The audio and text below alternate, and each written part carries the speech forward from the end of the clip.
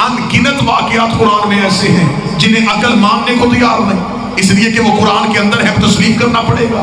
आदम बगैर माँ बाप के दुनिया में कैसे आया, तहकीक ना करो तस्लीम करो। नूह के तंदूर से पानी निकल के पहाड़ों पे कैसे चला गया, तहकीक ना करो तस्लीम करो। मूसा का असा दरिया में रास्ता कैसे बनाता था, तहकीक ना करो तस्लीम करो। इब्राहिम आग को ठंडा कैसे करता था, तहकीक ना करो तस्लीम करो। इस्माइल छुरी के नीचे से निकल के कैसे आ गया, तहकीक ना करो तस्लीम करो। यूनुस 40 दिन मछली के पेट में कैसे रहा, तहकीक ना करो तस्लीम करो। यकूब को यूसुफ के कुर्ते से आंखें कैसे मिल गई, तहकीक ना करो तस्लीम करो। ईसा ठोकर से मुर्दे को जिंदा कैसे करता था, तहकीक ना करो तस्लीम करो। अगर कुरान पे तहकीक नहीं तो तस्लीम है, तो मेरी ये भी तहकीक नहीं करनी कि अली मुर्दे कैसे जिंदा करता था, हुसैन बेटे कैसे दे देता।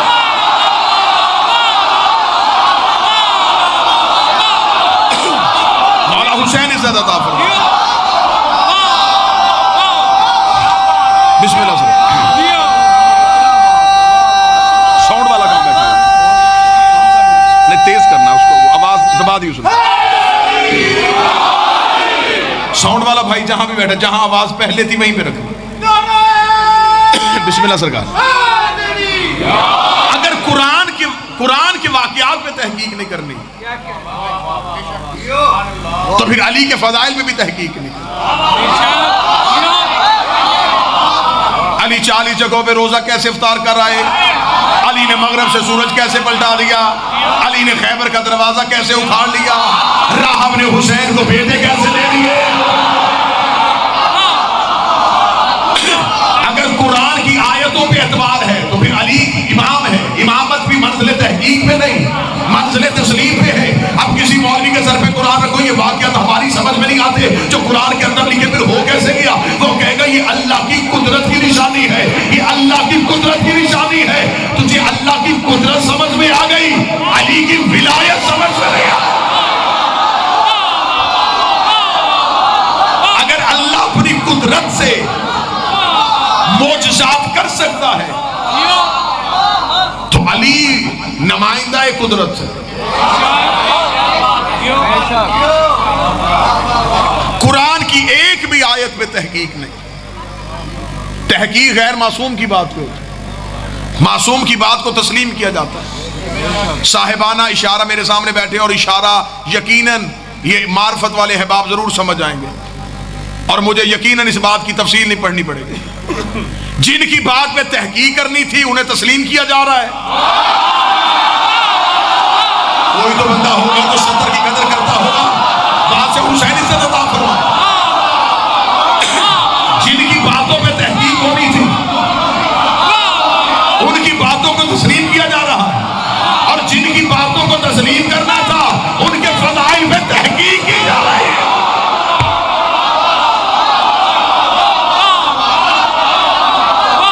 तहकीक नहीं भाई होनी थी गैर मासूम पे, कुरान में तहकीक। मौला हुसैन इज़्ज़त कुरान के एक भी आयतों पे तहकीक। आज बंदे कहते हैं ना ये फज़ाइल तो ज़ाकिरों ने अपनी मर्जी से बना लिए, यही दावा मक्के के मुशरिकीन ने किया था। उन्होंने कहा कुरान अल्लाह की किताब नहीं। अब्दुल्ला का बेटा जो वाक़या कह देता और कह देता ये अल्लाह ने भेजी, हमें कैसे पता ये अल्लाह की है। दावे पे कैसी दलील आई, खुदा ने कहा मेरा मोहम्मद ये क्या कहते हैं, फरमाया ये कहते हैं कि कुरान मिनल्लाह नहीं मिनल मोहम्मद है। फरमाया दरमियान से हट जा। अब मैं खुद इनसे बात करता हूँ, इनसे कहते तहकीक करनी है मेरे कुरान पे करो, इस जैसी सूरत लेके आओ।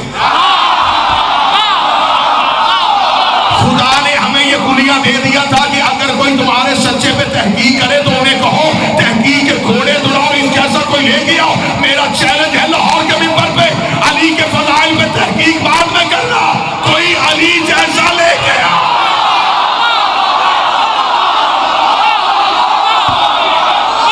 कुरान जैसी किताब कोई नहीं है।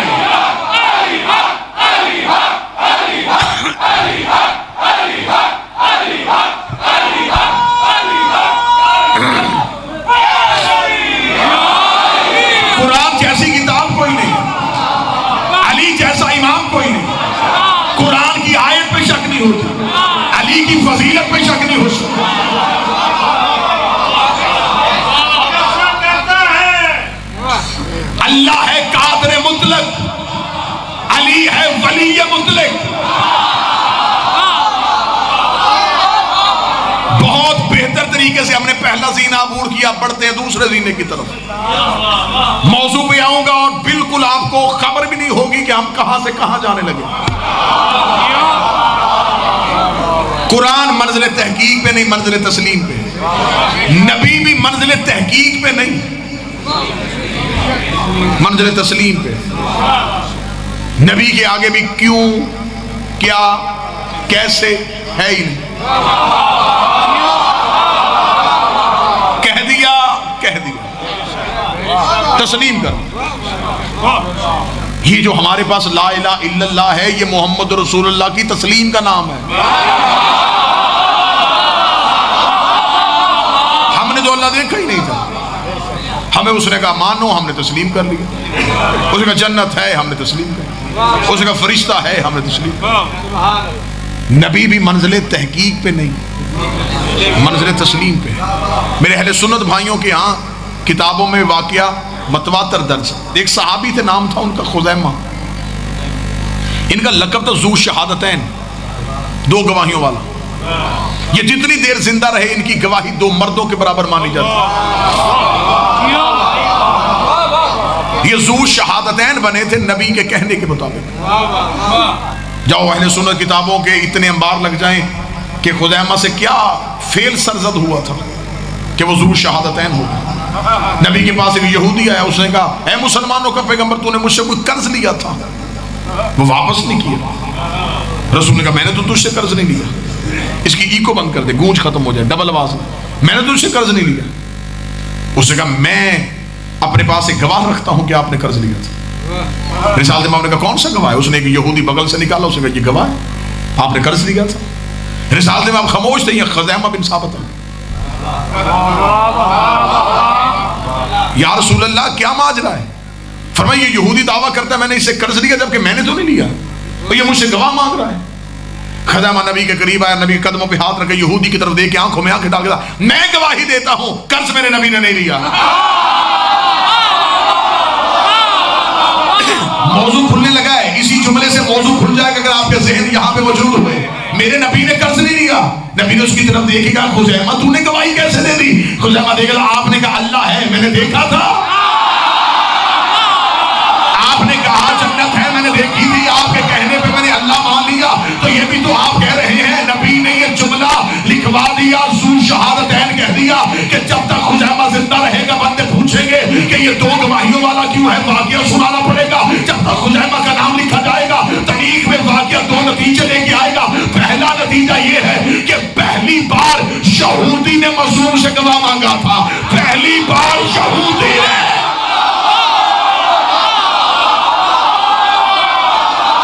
जिन्हें मज़मून की रबत याद है, पहली बार एक यहूदी ने मासूम से गवाह मांगा। नबी को गवाह नबी से मांगना नहीं था, नबी की बात को तस्लीम करना है। ज़हरा है मोहम्मद की बेटी, फातिमा से गवाह नहीं मांगना था, फातिमा के दावे को तस्लीम करना।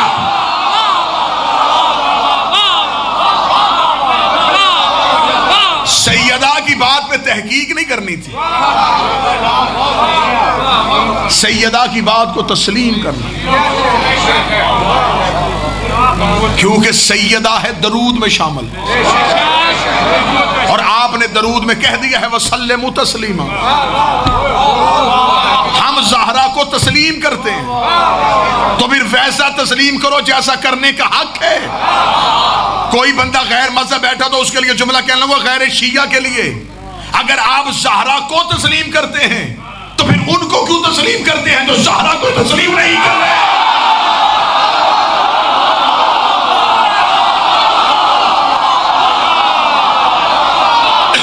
माना किसी एक को जाता है, तस्लीम एक चीज को किया जाता है। मैंने तस्लीम कर लिया कि रात है, इसका मतलब कि दिन को तस्लीम नहीं किया। एक वक्त में एक हकीकत को तस्लीम किया जाता है। दरूद में आपने कहा था कि मैंने ज़हरा को तस्लीम किया।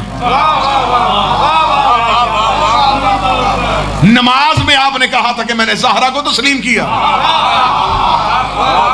मुसल्ले से उधर की आपने किताब निकाल दी कि ज़हरा ने जो कहा था वो कहां से कहा था। तो या तो नमाज में दरूद पढ़ना छोड़ दो,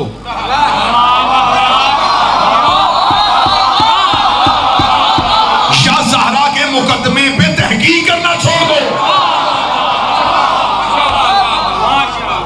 असरे हाजिर का सबसे अहम मौजू है ये, दौरे हाजिर का सबसे अहम मौजू अब ये चल रहा। अगर हम अपने होंठ सी देंगे ये नस्लें गूंगी पैदा हो जाएंगी।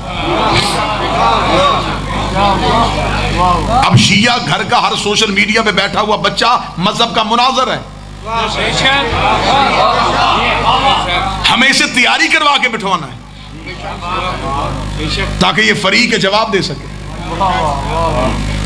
क्योंकि इसे गली मोहल्ले में तो ये कह सकता है कि मुझे अपने मौलाना को पूछने दो, ये सोशल मीडिया पे बैठ के क्या कहे। लिहाजा कोशिश कर रहा हूं कि इन दिनों में जितनी हो सके अपनी कौम के बच्चों को हक़ ज़हरा इतना तैयार करवा दूं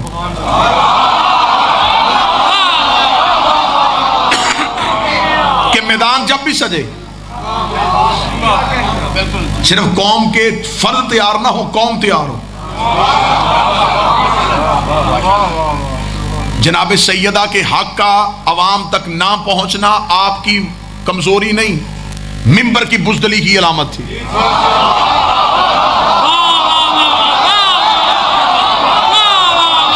मैं बिल्कुल खोल के बात कर रहा हूं। ये जो जनाब सैयदा का मुकदमा अब तक नहीं पहुंचा, बाबा जी इससे मुराद ये नहीं है कि कौम जो है वो हकीकत पसंद नहीं, कौम तो सुनने आई थी, मिंबर की बुज़दली थी।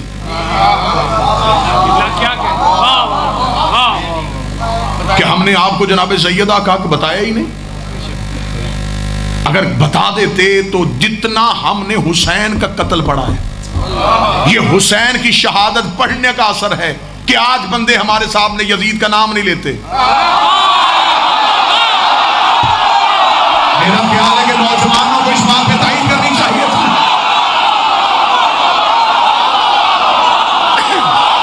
इतना पढ़ा गया है मेरी कौम ने कत्ल हुसैन, इतना शहादत हुसैन को पढ़ा है कि आज कोई बंदा मेरी कौम के मातमी के सामने यजीद का नाम लेने का तैयार नहीं है। जैसे सिबते रसूल का कातिल बताया था, वैसे बिनते रसूल का कातिल।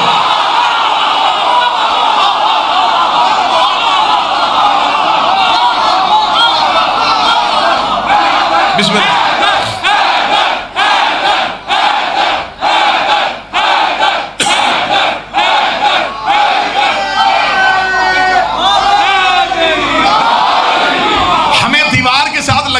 हम खुद दीवार के साथ लगे।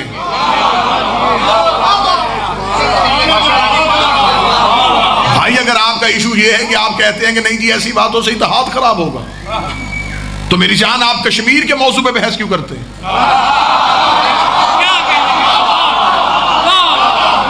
आपने तो सरकारी तातील की है ना, छुट्टी की है।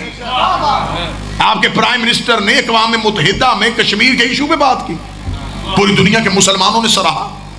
बड़ी अच्छी बात है, ऐसे ही डट के बात होनी चाहिए। इसका मतलब अगर आप हक पे हैं तो फिर आपको किसी भी फोरम पे बात करनी चाहिए ना, आवाज उठानी चाहिए। तो कश्मीर में क्या है, तो कहते कश्मीर हमारा हिस्सा है और हिंदू ने कब्जा किया हुआ है। इसका मतलब है कि तेरी जगीर पे कोई कब्जा कर ले, उस पे लानत हो सकती है। और जो ज़हरा की जगीर पे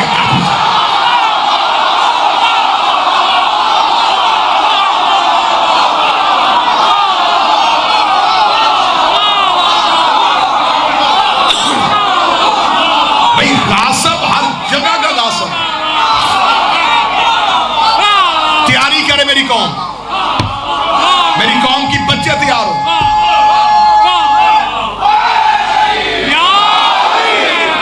मैं इतनी सहमत भी कौम के बच्चों को नहीं दूंगा कि वो हमें फोन करें, खुद इतने तैयार हो जाओ।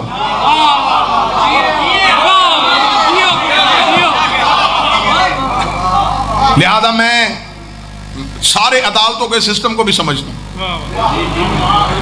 मैं पूरी जिम्मेदारी के साथ ऐसा लफ्ज कहने लगा हूं कि अच्छा वकील वो होता है जो एक दलील के साथ मुखालिफ वकील का मुंह बंद कर दे। ऐसा ही। लेकिन लाहौर में पहली बार लाहौर में मैं फतह के लिए पहला जाविया इस्तेमाल करने लगा हूं, और इस जाविये के बाद मैं जवाब नहीं देने लगा, सवाल ही दफन करने लगा। मैं जवाब नहीं देने लगा, मैं सवाल की कमर तोड़ने लगा।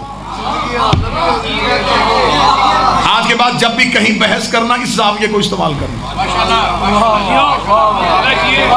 हमेशा बेहतरीन सिपाही वो होता है जो दुश्मन को देख के हिकमत अमली बदले।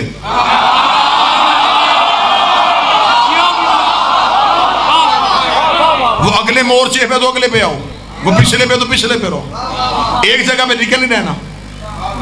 लेकिन बिल्कुल नारों से बेनियाज होके ये जाविया इस्तेमाल करने लगा। इसके बाद सवाल उठेगा ही नहीं।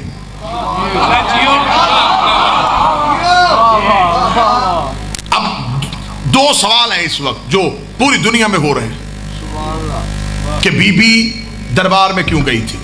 ठीक है, मैं जाविया देने लगा वहां। कहा जाता है कि बीबी अपना हक लेने गई थी, तो क्या कह के बीबी का हक नहीं दिया गया? वो कहते इसलिए नहीं दिया गया कि नबी जो छोड़ के जाते हैं वो विरासत नहीं होती, वो उम्मत का होता है और वो सदका है और उस पर उम्मत का हक है। साहिब बहस हो रही है विरासत पे। शिया साबित करने की कोशिश कर रहे हैं कि विरासत बेटी का हक था, उसे मिलनी चाहिए।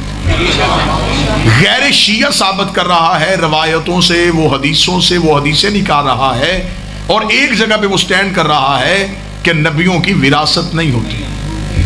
यानी कि इधर से भी दलाइल विरासत दिए जा रहे हैं, उधर से भी दलाइल विरासत की नफी में दिए जा रहे हैं। ले जी, मैं तीसरा दरवाजा खोलने लगा हूं। मैं अपनी मिसाल दे देता हूं। मैं एक मिसाल दूंगा, मैं एग्जाम्पल के तौर पे अपने आप को पेश करूंगा ताकि बात आपके ज़हन में। मेरे मरने के बाद मेरी जायदाद मेरी औलाद में विरासत में जाएगी। सबकी ऐसे ही जाती है, आपकी भी ऐसे ही जाती है।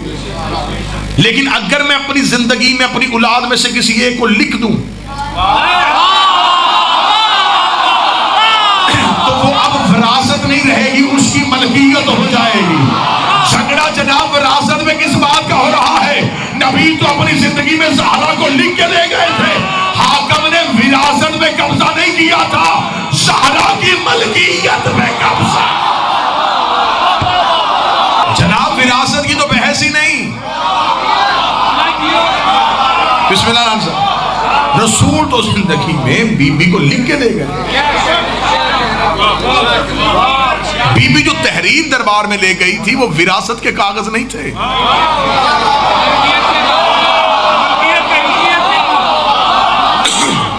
मलकियत के कागज। इतना हम अपने आप को तैयार कर चुके हैं कि अगर हमें अदालत में बुला के ये कहा जाए कि साहिब मजहब की किताब नहीं खोलनी, मजहब की कोई किताब ना खोले, किसी फिरके की ना खोले, कानून से साबित करो,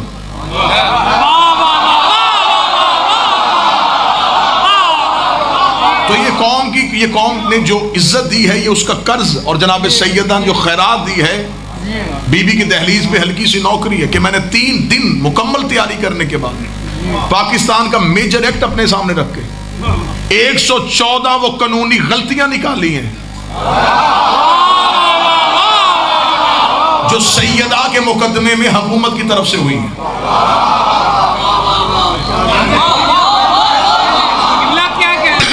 हम मजहब की किताब नहीं खोलेंगे, हम सामने रख देंगे, हम तुम्हारा पाकिस्तान का कानून तुम्हारे सामने रख देंगे। तुम्हें कानून पाकिस्तान के तहत भी मानना पड़ेगा कि ज़हरा हक पे थी।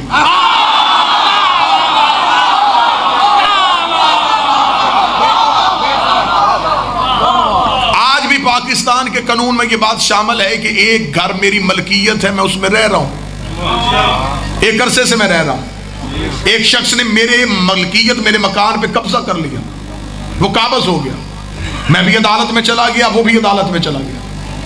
पाकिस्तान का कानून ये कहता है गवाह मालिक नहीं देगा, काबज देगा।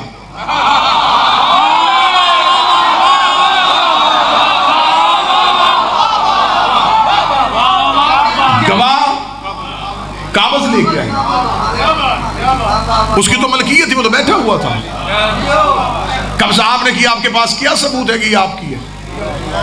आपके पास कौन से गवाह हैं कि ये आपकी है? फदकता ज़हरा की मलकियत में कब्जा किया था हुकूमत ने, गवाह हाकिम ने देने थे, ज़हरा ने नहीं देने थे।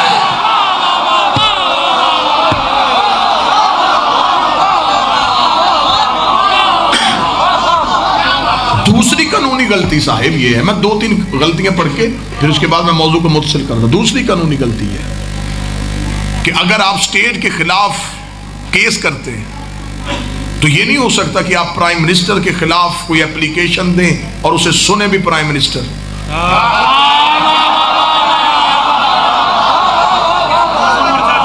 अगर आप स्टेट के खिलाफ जा रहे हैं तो ये फैसला कोर्ट ने करना, और ऐसी जजमेंट्स हमारे सामने हैं, बहुत दूर भी नहीं जाना पड़ेगा, पिछले साल की जजमेंट से निकाल लेंगे। अभी थोड़ा अरसा पहले तो हुआ है कि अदालत ने ये कह के हक से हुकूमत वापस ले ली कि आपके पास आपकी प्रॉपर्टी के कागज नहीं है।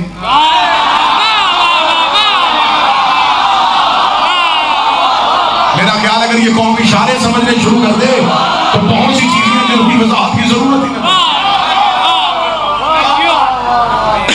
लेकिन वो क्या कह के हुकूमत, पिछली हुकूमत क्यों खत्म हुई थी? और कहा जी आपके पास कोई प्रॉपर्टी है लंदन में, मलकियत लेके आओ। वो मलकियत साबित नहीं कर सके, उन्होंने तख्त से उतार दी। इसका मतलब जिस जागीर के हाकिम के पास कागज पूरे ना हो,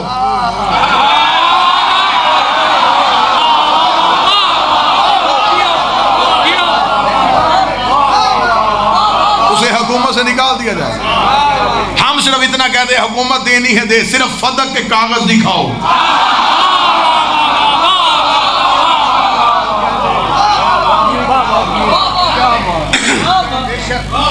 तीसरी कानूनी गलती, ये फैसला जाना था काजी के पास, सुनना काजी ने था। अदालतों में जाने वाले लोग बैठे तशरीफ मेरी तायद फरमाएंगे। तीसरी कानूनी गलती कि अगर आप किसी प्रॉपर्टी के खिलाफ जाते हैं, हुकूमत जाती है कि ये हुकूमत की प्रॉपर्टी थी, कुछ सिविल लोग जो हैं इन्होंने यहाँ पे कब्जा कर लिया, तो अदालत के फैसला करने, अदालत पहले फैसला करेगी फिर हुकूमत को कब्जा देगी। यानी फैसला पहले होता है, कब्जा बाद में होता। यहाँ पाकिस्तान के कानून के मुताबिक फिर गलती हो गई, कब्जा पहले किया गया,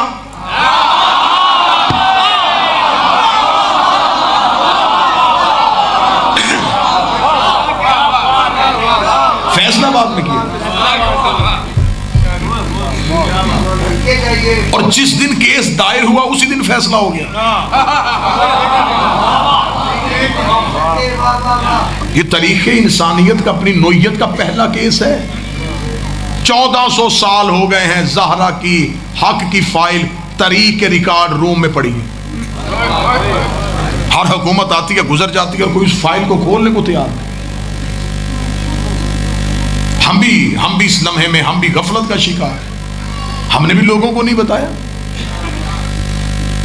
क्यों नहीं जी, इसमें कुछ ऐसे, मुझे ये बात कहते हुए शर्म आ रही है कि जिन बंदों ने अपनी इज्जत ही ज़हरा का माल खा खा के बनाई है,